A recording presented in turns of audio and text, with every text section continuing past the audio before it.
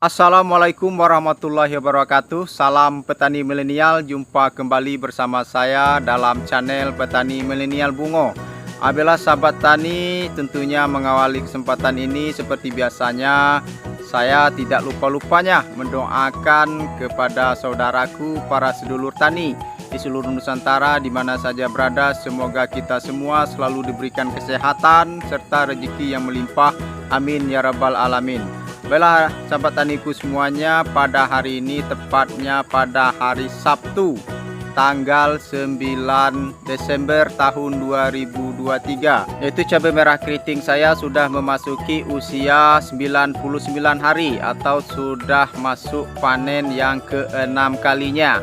Baiklah sahabat taniku, sedulur tani, dimana pada kesempatan hari ini saya ingin berbagi informasi, berbagi pengalaman kepada para sahabat taniku, sedulur taniku, yaitu mengenai bagaimana cara perawatan cabai pada saat fase generatif atau pas masa pembuahan atau dalam memasuki masa panen.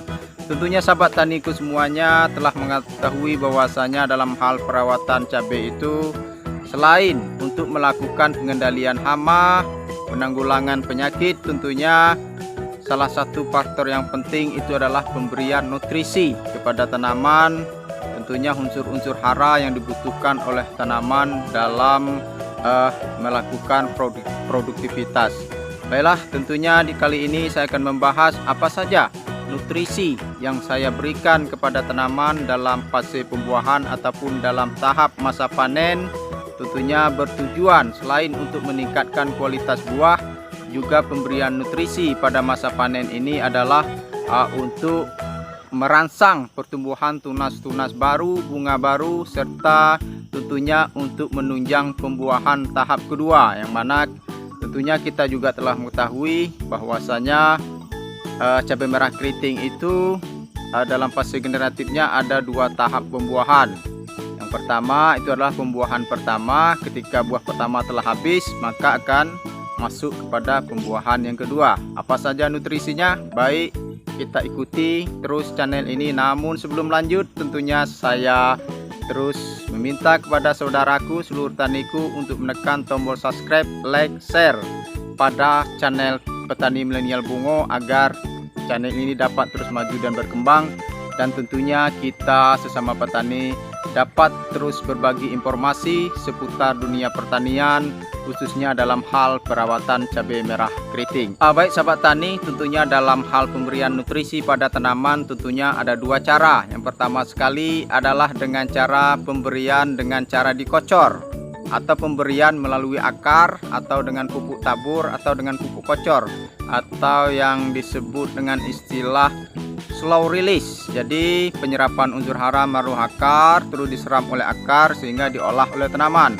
Kemudian ada juga pemberian nutrisi yang kita sebut dengan fast release. Fast release ini adalah dengan cara pemberian nutrisi melalui daun sehingga langsung diserap oleh daun, dan daun langsung melakukan fotosintesis dan mengolah daripada unsur hara yang kita berikan melalui daun tersebut.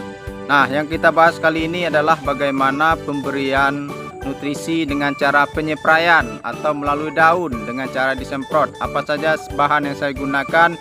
Yang pertama sekali adalah di sini saya menggunakan pupuk probiotik dengan merek dagang Biotogrow. Ini tentunya banyak sekali kandungan serta kandungan organik serta unsur hara. Di sini ada 14 macam bakteri baik yang tentunya menjaga kesehatan tanaman, dan pupuk ini juga mengandung unsur kalium, magnesium, serta fosfat atau yang kita sebut dengan NPK. Dan juga di dalam kandungan pupuk ini juga terdapat hormon, yaitu hormon auksin, giberlin, sitokinin, dan kinetin. Tentu ini hormon-hormon ini adalah sangat berfungsi sekali untuk memacu pertumbuhan tanaman.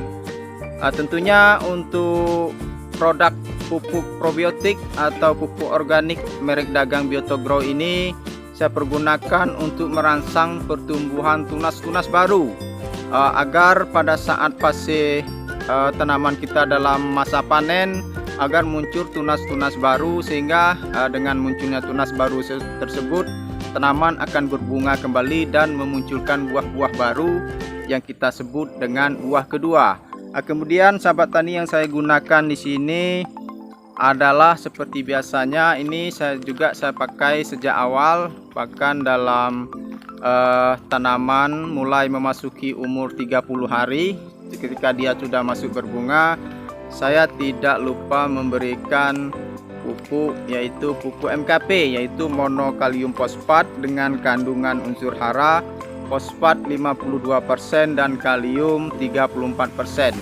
Dimana pupuk MKP ini sebagai mana kita ketahui adalah untuk merangsang pertumbuhan bunga dan mempertahankan agar bunga yang telah muncul tidak terjadi kerontokan. Nah, itu sangat penting sekali, sehingga dalam masa panen ketika dia bertunas, dia akan muncul bunga baru. Nah, inilah fungsi daripada MKP. Kemudian selanjutnya sahabat taniku, saya juga menggunakan pupuk Jimmy Hantu Jago Tani. Ya, mungkin di kalangan sahabat taniku petani cabai, pupuk yang satu ini tidak asing lagi. Memang namanya agak seram, hantu. Hantu itu adalah singkatan dari hormon tanaman unggul. Jadi yang saya pakai untuk masa generatif ini pada masa pembuahan adalah yang tutupnya warna putih. Ini khusus untuk pembesaran buah.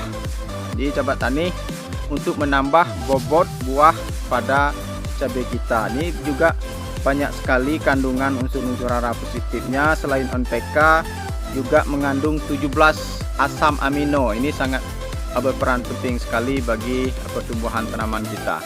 Baiklah sahabat tani, itulah tadi 3 bahan nutrisi yang saya gunakan dengan cara penyepraian atau pemberian melalui daun. Karena selain pengocoran, kita perlu memberikan nutrisi melalui daun, terlebih pada saat musim penghujan sekarang ini.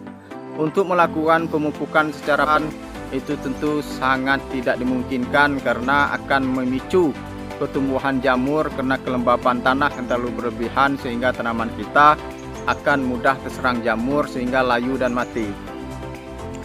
Kemudian yang terakhir sahabat taniku, agar kita tidak lupa memberikan perkat pada saat kita melakukan penyerotan, karena dalam musim hujan agar nutrisi tersebut tidak mudah tercuci oleh air hujan. Itulah sahabat tani. Jadi untuk merek tentunya saya tidak merekomendasikan untuk merek seperti yang saya gunakan. Boleh gunakan merek lain, yang penting kandungan unsur haranya sama. Adalah sahabat tani, bagaimana kita lihat apa hasilnya setelah saya lakukan penyepraian ketiga bahan tadi. Setelah 1 minggu yang lalu saya lakukan aplikasinya. Mari kita cek apa bukti nyatanya daripada penghasil dari ketiga jenis pupuk daun yang saya telah review tadi. Bela langsung tani, sahabat tani, langsung saja kita bela sahabat tani, inilah langsung kita cek bagaimana hasilnya setelah 7 hari aplikasi ketiga jenis pupuk tadi saya review pada tanaman. Dimana kita ketahui pada saat ini sama-sama kita melihat bahwasanya sios tapisa ini sudah berumur 99 hari dan sudah 6 kali panen. Ini buahnya masih banyak sahabat taniku. Nah, ini sudah banyak lagi yang merah. Jadi untuk pemberian daripada nutrisi yang saya sebutkan tadi adalah untuk merangsang munculnya tunas baru, sehingga kelihatan seperti ini sahabat taniku. Tunas barunya muncul kembali serta muncul lagi bunga-bunga baru, tentunya berpotensi untuk meningkatkan hasil panen kita pada masuk pada fase pembuahan yang kedua. Nah, ini seperti ini yang sudah jadi sahabatku. Ini buah kedua kelihatan normal. Ini karena nutrisi yang kita berikan itu cukup, sehingga buah pertama di bawah itu masih banyak yang merah, belum habis. Dia sudah bertunas lagi untuk masuk buah yang kedua seperti ini. Ini tentunya tidak mungkin jikalau nutrisi yang kita berikan tidak cukup. Tidak mungkin dia langsung bertunas kembali. Itu disebabkan karena nutrisi yang kita berikan memenuhi daripada kebutuhan tanaman. Baiklah, mari kita jalan, kita keliling, kita lihat bagaimana perkembangannya. Seperti ini sahabatku, ini sudah dipastikan jadi buah dan bisa kita petik kembali untuk tahap yang kedua. Sementara yang di bawah ini sudah beberapa kali panen dan kelihatan buahnya sudah mulai sedikit. Di atasnya dia mulai muncul lagi buah baru. Nah, inilah pentingnya kita memberikan nutrisi agar antara buah pertama dan buah kedua itu tidak ada jeda. Ketika buah pertama belum habis, buah keduanya sudah siap-siap untuk kita panen lagi. Ya, itulah fungsinya pemberian nutrisi secara dini pada saat masa panen itu sangat penting sekali. Ini seperti ini contohnya sahabatku, sedulurku. Ini kelihatan pentil-pentil baru, bunga baru itu sudah muncul kembali. Meskipun di bawahnya belum habis buah pertama, ya masih lebat. Nah, ini kita jalan lagi, kita telusuri terus sahabatku. Ini kelihatan sangat banyak sekali, ya kan? Begitu banyak muncul buah baru. Ini sudah jadi buah, masih kecil-kecil. Di bawahnya sudah hampir habis, dan ini juga masih banyak juga yang merah. Nah, bela sahabat tani, inilah kita pantau secara keseluruhan tanaman ini semuanya sudah muncul kembali untuk bunga-bunga barunya. Jadi kelihatan pada sore hari ini kelihatan bunganya muncul itu memutih. Nah, ini berkat nutrisi yang kita berikan.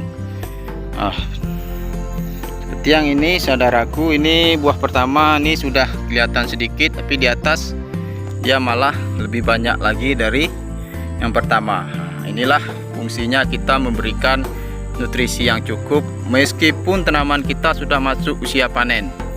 Jadi fungsinya agar untuk tahap pembuahan yang kedua kita dapat hasil yang lebih maksimal lagi, bahkan bisa melebihi daripada buah yang pertama.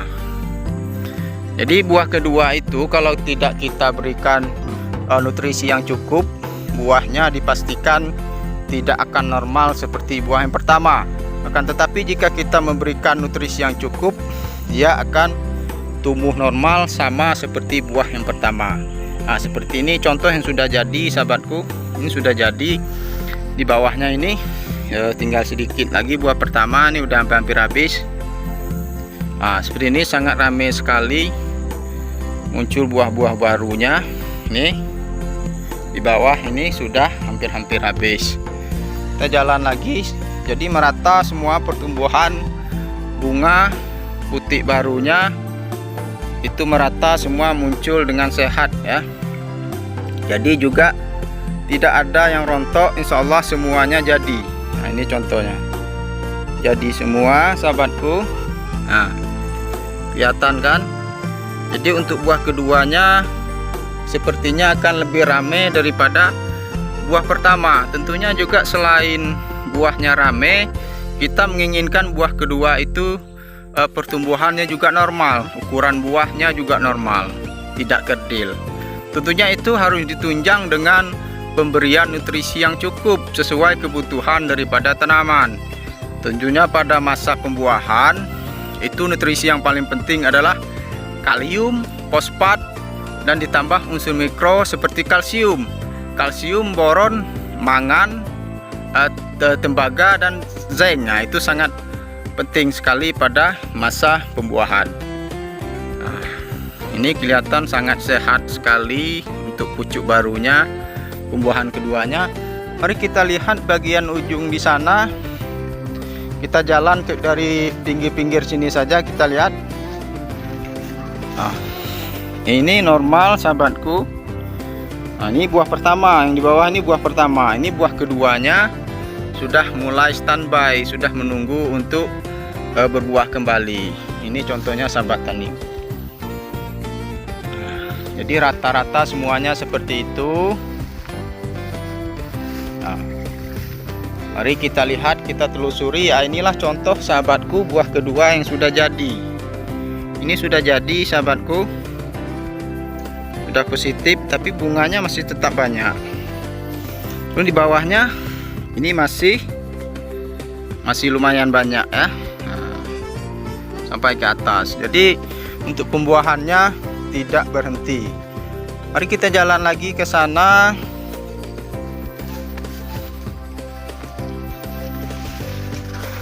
Ini sudah jadi. Di bawah masih lebat, di atasnya sudah jadi lagi. Nah, ini sudah masuk kategori buah kedua ini sahabatku. Di pertumbuhan bunganya tetap terus jalan terus, dia tidak stagnan ketika nutrisinya cukup. Nah, ini kita lihat nih sangat ramai sekali bunganya, bunga baru ramai sekali. Ada yang sudah jadi putih. Di bawahnya ini sudah banyak yang matang ini. Nah, inilah sahabat taniku, kita terus pantau, kita terus keliling, kita cek satu persatu pertumbuhan tanaman ini sangat seragam sekali. Nah, ini yang sudah jadi nih, buah kedua sudah jadi. Buah pertama masih rame ya. Jadi itulah pentingnya kita memberikan nutrisi. Jadi semuanya rata-rata tanaman ini berbunga terus. Nah, ini seperti ini. Dia muncul kembali buah untuk tahap pembuahan yang kedua. Nah, seperti ini. Ya, sampai ke atas dia buahnya tidak akan putus. Misalnya hingga masa panen akan bertahan selama 3 bulan. Ketika pemberian nutrisi kita berikan cukup. Nah, inilah contohnya yang sudah jadi buah lagi. Di bawah ini memang sudah hampir-hampir habis ya, tinggal sedikit karena sudah 6 kali petikan. Ini untuk buah pertama. Buah kedua itu kalau kita berikan nutrisi yang cukup, potensi panennya bahkan bisa melebihi daripada buah yang pertama. Baik, kita jalan ke ujung sana saudaraku. Kita lihat dari ujung sana bagaimana perkembangan. Namun kita jalan dulu. Ini dia sahabat taniku, buah kedua yang sudah jadi. Ini untuk buah pertamanya benar-benar sudah habis. Ini tinggal sedikit lagi, sudah hampir kosong, tapi buah keduanya sudah muncul. Nah, seperti ini. Ini adalah buah kedua. Ini akan tumbuh normal jika nutrisinya cukup. Kalau tidak cukup nutrisi, maka pertumbuhan buah kedua itu akan menjadi kerdil dan ukuran buahnya tidak sama dengan buah pertama. Nah, untuk itu pemberian nutrisi pada saat masa panen itu sangat penting. Nah, inilah contoh buah kedua, ini sudah mulai terubus kembali meskipun buah pertamanya masih ada. Ini kita lihat seperti ini, rame sahabatku. Nah, ini kelihatan sangat lebat sekali bunga-bunga barunya.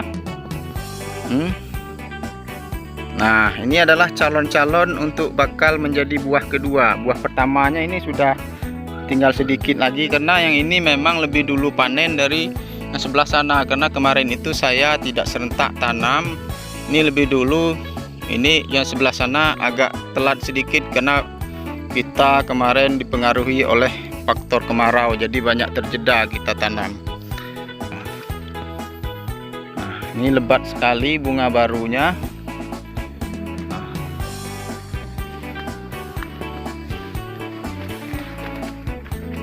Nah, seperti ini sahabatku, bunga baru muncul, tunas barunya normal, sehat. Insya Allah buah keduanya lebih rame lagi. Jadi inilah batas Shiostapi. Ini adalah Shiostapi. Kalau di sebelah sana itu adalah varietas laju F1. Jadi varietas laju F1 itu ada sekitar 1000 pohon, dan untuk di sini lebih kurang 1200 untuk varietas Shiostapi. Tentunya juga sahabat tani, selain memberikan pemupukan melalui daun atau melalui semprot, saya juga memberikan pemupukan dengan cara dikocor. Tentunya dikocor ini saya juga melihat situasi atau bagaimana keadaan kelembaban tanah. Jika kelembaban tanah itu cukup normal, tentunya saya melakukan juga melalui pengocoran ketika hujan, intensitas hujan tidak terlalu tinggi. Dan untuk pengocoran sendiri saya memberikan dalam campuran 1 drum 200 liter itu NPK Mutiara sebanyak 4 kilo, TSP 2 kilo serta KCL 2 kilo. Jadi total ada 8 kilo untuk 1 drum 200 liter. Nah, inilah kita lihat tunas barunya terlihat sempurna dan segar, dan putik-putik barunya juga kelihatan normal. Baiklah sahabat tani, mungkin hanya sekian dulu review saya kali ini atau informasi mengenai daripada pemberian nutrisi saat tanaman cabai merah keriting dalam masa usia panen, yaitu untuk memacu pembuahan buah kedua. Tentunya mungkin terdapat kesalahan ataupun kehilapan daripada saya mohon maaf tentu kepada para petani sedulurku yang lebih senior. Tentu saya di sini tidak bermaksud ingin menggurui para sahabatku, saya hanya bermaksud ingin berbagi informasi, sharing seputar pengalaman. Tentunya kita semua punya cara yang berbeda. Namun jika ada positifnya daripada yang telah saya informasikan tadi, tentunya saya bersyukur telah dapat berbagi informasi kepada sahabatku semuanya di seluruh Nusantara. Tentu jikalau menurut sahabat tani terdapat kekurangan, saya mohon maaf. Dan tentunya untuk mengakhiri daripada pertemuan ini dan video saya kali ini, terlebih dahulu saya memohon kesediaan pada sahabat taniku agar dapat menekan tombol subscribe, share, like, serta komen pada channel Petani Milenial Bungo ini, agar channel ini dapat terus maju dan berkembang, dan kita sama-sama petani dapat maju bersama, dapat terus berbagi informasi seputar dunia pertanian, tentunya dalam hal perawatan dan budidaya cabai merah keriting. Akhirul kalam, saya tutup dengan mengucapkan wabillahi taufiq wal hidayah. Wassalamualaikum warahmatullahi wabarakatuh.